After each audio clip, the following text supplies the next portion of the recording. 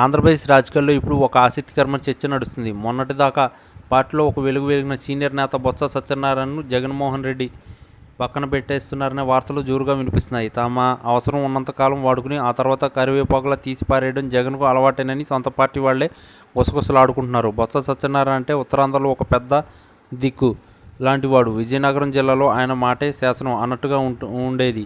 YS Rajasekhara Reddy కాలం నుండి బొత్సకు ఒక ప్రత్యేకమైన గుర్తింపు ఉంది. ఆ రోజుల్లోనే పిసిసి అధ్యక్షుడిగా కూడా పనిచేసి పార్టీని నడిపించాడు. జగన్ పార్టీ పెట్టిన తర్వాత కూడా బొత్సకు మంచి ప్రాధాన్యత ఇచ్చాడు. 5 ఏళ్ల మంత్రిగా అవకాశం ఇచ్చిన ఆ తర్వాత ఎన్నికల్లో ఓడిపోయినా సరే ఎమ్మెల్సీని చేసి మండలిలో ప్రతిపక్ష నేత హోదా కల్పించాడు. కానీ ఇప్పుడు సీన్ పూర్తిగా మారిపోయింది. ప్రస్తుతం బొత్స అనారోగ్యంతో హైదరాబాద్లోని ఒక ఆసుపత్రిలో చికిత్స పొందుతుంటే జగన్ కనీసం పలకరించడానికి కూడా వెళ్ళకపోవడం అందరినీ ఆశ్చర్యానికి గురిచేసింది. వేడుకలకు పెళ్లికి వెళ్తున్న జగన్కు అంత దూరంలో ఉన్న ఆసుపత్రికి వెళ్ళి బొత్సను పలకరించే తీరిక లేదా అని పార్టీలోనే చర్చ జరుగుతుంది. రాజకీయాల్లో జగన్కు బొత్స మీద కోపం రావడానికి కొన్ని బలమైన కారణాలు ఉన్నాయని సమాచారం. అసెంబ్లీ మండలి సమావేశంలో ప్రభుత్వం మీద బొత్స గట్టిగా విమర్శలు చేయడం లేదని జగన్ ఫీల్ అవుతున్నాడు. పైగా సభ బయటకు పవన్ కళ్యాణ్ మరియు నారా లోకేష్తో బొత్స నవ్వుతూ మాట్లాడడం జగన్కు అసలు నచ్చలేదని తెలుస్తుంది. ఎవరైనా సరే తన శత్రువులతో కలిస్తే జగన్ తట్టుకోలేడు. అందుకే అనారోగ్యం హాకు చూపి బొత్సను ప్రతిపక్ష నేత పదవి నుండి తీసేయాలని చూస్తున్నట్లు మానవత్వం అన్నది లేకుండా కేవలం రాజకీయ అవసరాల కోసమే చూస్తే పార్టీ ఎవరు మిగలరని కేడర్లో భయం మొదలైంది. జగన్ దగ్గర ఉండాలంటే ఆయన చేసే తప్పుల్ని కూడా సమర్థించాల్సింది తప్ప ఎదురు ప్రశ్నిస్తే ఎక్కడ చోటు ఉండదు. టీటీడీ విషయంలో జరిగిన గొడవలు, ఇతర అవినీతి ఆరోపణల మీద బొత్సకు సరిగ్గా కౌంటర్ ఇవ్వడం లేదనేది జగన్ ప్రధాన ఆరోపణ. ఇట్లాంటి పరిస్థితుల్లో బొత్స లాంటి సీనియర్ నేత కూడా పార్టీకి దూరం అయితే ఉత్తరాంధ్రలో వైసీపీకి పెద్ద దెబ్బ తగిలినట్టే అవుతుంది. మరోవైపు రాష్ట్రంలో తెలుగుదేశం కూటమి ప్రభుత్వం మహిళల అభివృద్ధికి పెద్దపీట వేస్తుంది.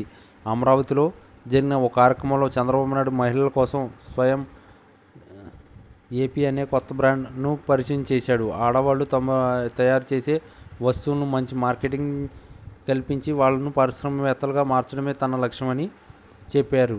ఇప్పటికే 1,00,000 మందికి పైగా మహిళలు చిన్న చిన్న పరిశ్రమలు పెట్టుకునేలా ప్రభుత్వం సాయం చేసింది. వచ్చే ఏడాదికి ఈ సంఖ్యను 6 లక్షలకు పెంచాలని చూస్తున్నారు. ప్రతి ఇంట్లో ఒక మహిళా పారిశ్రామికవేత్త ఉండాలని చంద్రబాబు నాయుడు ఆశిస్తున్నారు. ఆడబిడ్డలకు ఆస్తిలో సమాన హక్కు కల్పించింది, అలాగే స్థానిక సంస్థల్లో రిజర్వేషన్లు ఇచ్చింది కూడా తెలుగుదేశం పార్టీని ఆయన గుర్తు చేస్తున్నారు. ఇప్పుడు ఉచిత గ్యాస్ సిలిండర్ మరియు బస్సులో ఫ్రీ ప్రయాణం వంటి పథకాలతో మహిళలను ఆర్థిక భారాన్ని తగ్గించే ప్రయత్నం చేస్తున్నారు. రాష్ట్రంలో కుటుంబ వ్యవస్థ దెబ్బతినకుండా ఉండాలని జనాభా తగ్గుదల మీద కూడా ప్రభుత్వం ఫోకస్ పెట్టింది. ఎక్కువ మంది పిల్లలు ఉన్న కుటుంబాలకు అదనపు రేషన్ మరియు పెన్షన్ ఇచ్చే ఆలోచనలో ఉంది. మహిళల ఆరోగ్య పరీక్షల కోసం కూడా ప్రత్యేక చర్యలు తీసుకుంటున్నారు. ముఖ్యంగా క్యాన్సర్ వంటి వ్యాధుల పట్ల అవగాహన కల్పిస్తూ పరీక్షలు నిర్వహిస్తున్నారు. ఎవరైనా మహిళల జోలికి వస్తే కఠిన చర్యలు ఉంటాయని చంద్రబాబు నాయుడు హెచ్చరించారు.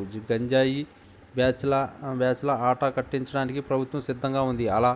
ఇలా ఒకవైపు జగన్ తన పార్టీ నేతలతో గొడవలు పడుతూ ఉంటే, మరోవైపు చంద్రబాబు నాయుడు మాత్రం మహిళల సంక్షేమం మరియు రాష్ట్ర అభివృద్ధి కోసం కొత్త పథకాలతో ముందుకు వెళ్తున్నాడు. ఈ 2 పరిణామాలు చూస్తుంటే ఏపీ రాజకీయాల్లో పెను మార్పులు సంభవించేలా కనిపిస్తున్నాయి. నాయకుల మధ్య విభేదాలు ఒక పార్టీకి దెబ్బతీస్తుంటే, సంక్షేమ పథకాలు మరో పార్టీకి బలాన్ని ఇస్తున్నాయి.